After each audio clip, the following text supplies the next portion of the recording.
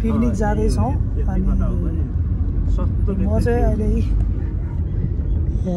दाहरूसँग पासुवाले गाडी चलाउँदै हुन्छ। पासुवा कस्तो लागिरहेछ तपाईँलाई?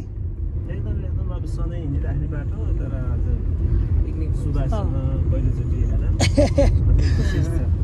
हाम्रो पासुवाको चाहिँ पानी परेरै हो है। अब मलाई चाहिँ एकदम नयाँ ठाउँ है। अनि बहिनीलाई कस्तो नयाँ ठाउँ हो कि कस्तो हो?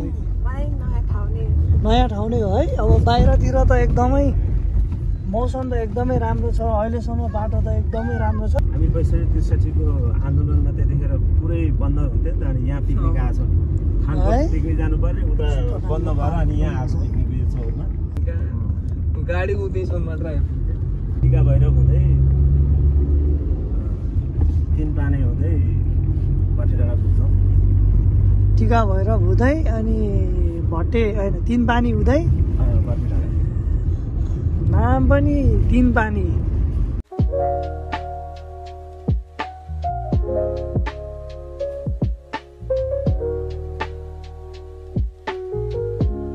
भइसक्यो भने लगभग अब म चाहिँ खबर पनि गएको छु है। भट्टेडाँडामा पुगेर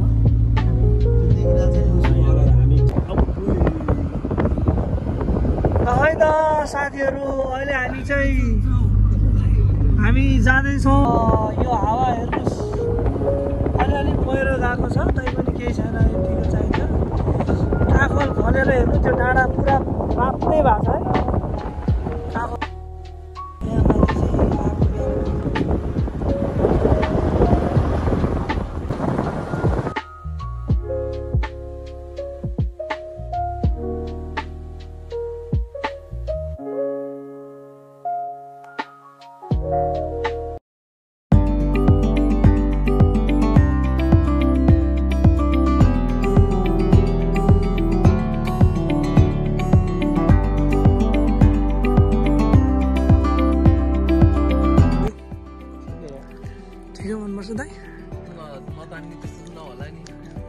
यो मुनि पो रहेछ त यार ऐसेलु त। ऊ तल झाडीमा हो, सानो सानो बुटान क्या। त्यहाँ त भिडमा के जानु।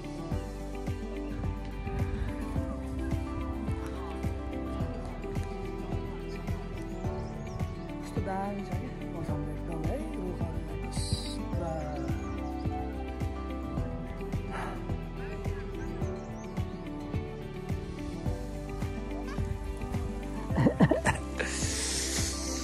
ल है श्रेयाको डान्स हेरौँ।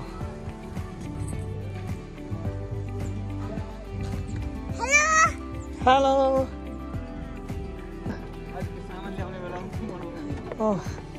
यो चाहिँ हामी अब सामान लिन जाँदैछौँ। अब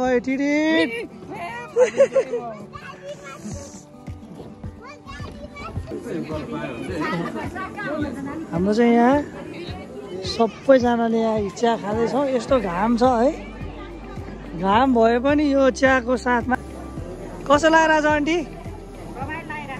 रमाइलो लागिरहेछ है। ल एकदमै राम्रो लाग्यो मलाई पनि। गुरामालाई कस्तो लाग्यो? कस्तो लागिरहेछ तपाईँलाई? ए ल भाउजूले यहाँ रोटी पेल्दै हुनुहुन्छ है।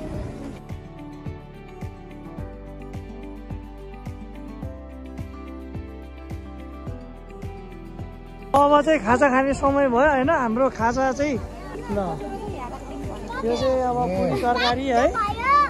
लाइनमै हुनुहुन्छ सबैजना। भाउजू साह्रै भोक लागिरहेछ? भोक लागिरहेछ? कान्छी भोक लाग्छ? हजुर अब खाने नास्ता खाने हजुर गर्नु अब यस्तै छ है। हजुर हजुर अङ्कल म चाहिँ यतैतिर छु कि। अब लाइन बस्नु पर्ला म पनि।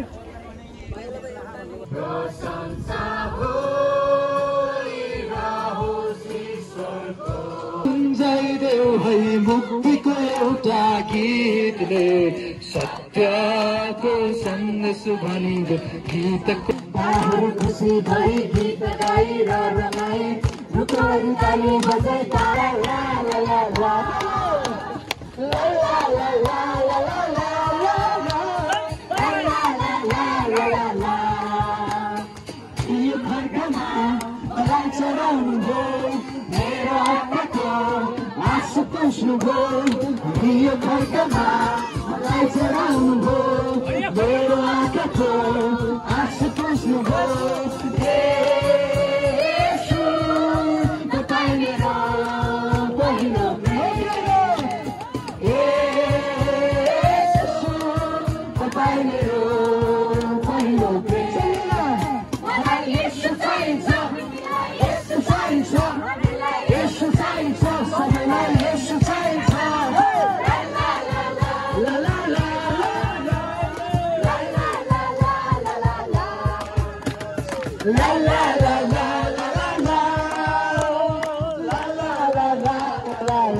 जीवनमा कहिलेकाहीँ खुसी नै खुसीको जिन्दगी, कहिलेकाहीँ एकदमै निराश भएको बेला होला, कहिलेकाहीँ धेरै नै उत्साहित भएको बेला होला, कहिलेकाहीँ औसतको जीवन होला, कहिलेकाहीँ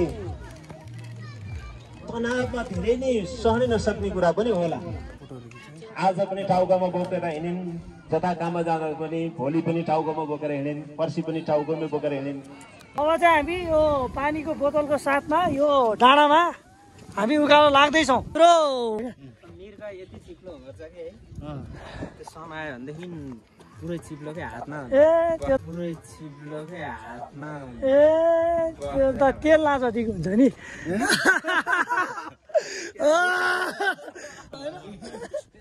यदि चिप्लो हुन्छ भने त अब तेलभन्दा बढी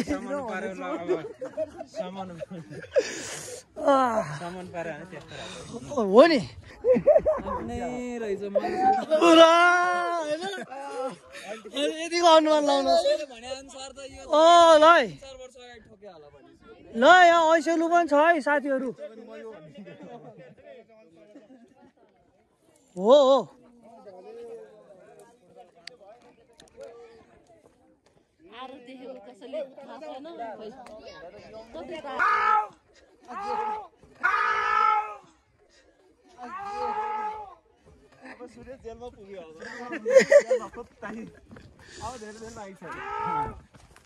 ल है ल पैसा पैसा यो पैसा भन्ने बित्तिकै सबैको ध्यानै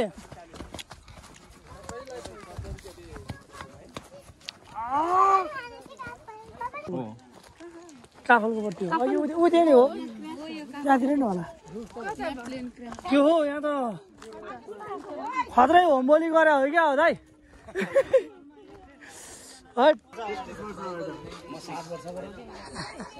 मिठो हुन्छ यहाँ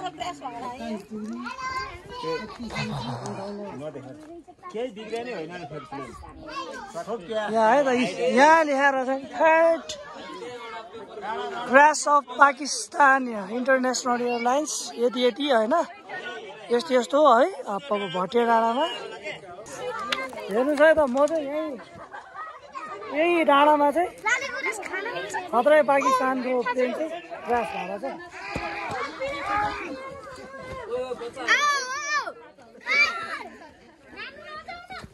कता जानु लाग्यो।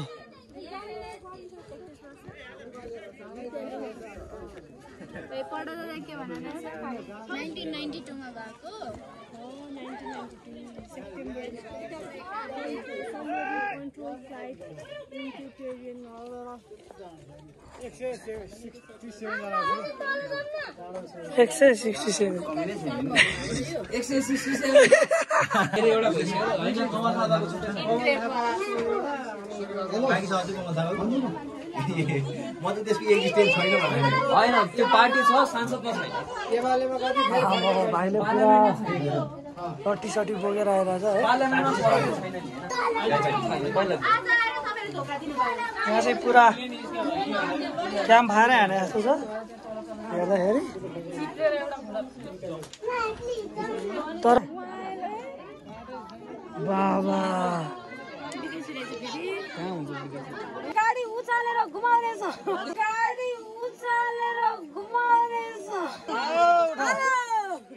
नकिन्नु कारण यही हो अब नेपालको यस्तो डाँडाकाँडामा पनि पिच भइसकेपछि मात्रै किन्नु पर्छ गाडी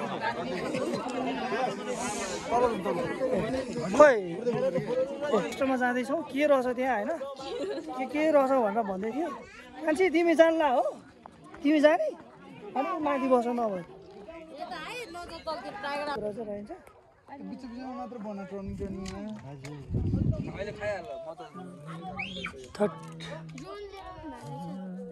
ल त यो चाहिँ हाम्रो दाइको ड्रोन हो है ड्रोन हो दाइको होइन अब हामी एकछिन पछि अब उडाउँछौँ होला अब हामी पुरा यो डाँडाको पुरा हामी ड्रोन भ्यू हेर्नेछौँ साथीहरू एकछिन बस्नु है त